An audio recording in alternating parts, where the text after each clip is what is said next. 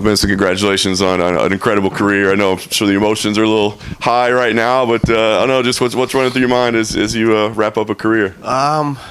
I have a bad job. I do a bad job of stopping to smell the roses and appreciating everything.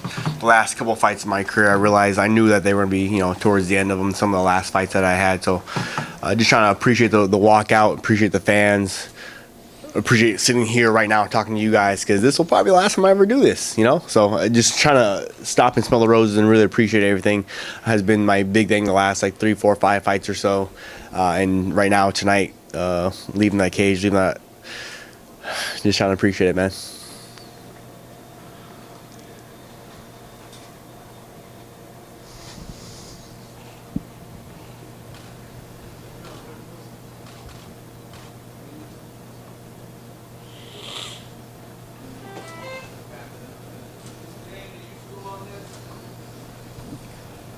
Take a minute, man.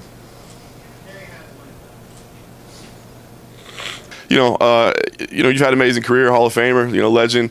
Now you turn it over to your wife, right? I know you said you're going to let her focus.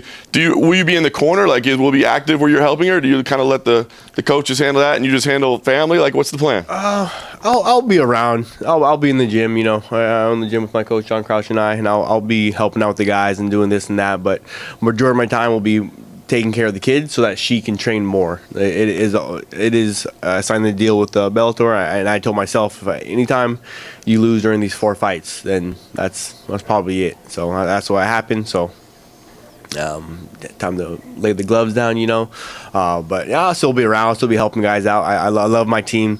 We have the hardest working gym in the world, bar none, hands down. No ands, ifs, or buts about it. We have the hardest working gym in the world. My little brothers, my little sisters, I love them to death, and I'll be there to help them out, and I'll do what I can, But it is my wife's turn to shine. It's her turn to practice 3-4 times a day, get after it, So I leave that to her, and I'll be taking care of the majority of the, taking care of the kids, but I'll still be in the gym, still helping out with my team, and of course help my wife out and stuff. Nice. Last thing for me, how do you want to be remembered as a fighter? I mean, your legacy, obviously a former UFC champ, former WC champ. I mean, that stuff can't never be taken away. But is it your accomplishments? Is it your character? Like, what do you want your legacy to be?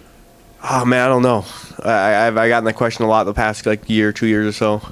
I'll leave it to you pundits. I'll leave it to you guys to give my career scope and put some cool words to it and all this stuff. I'm not really sure. I don't.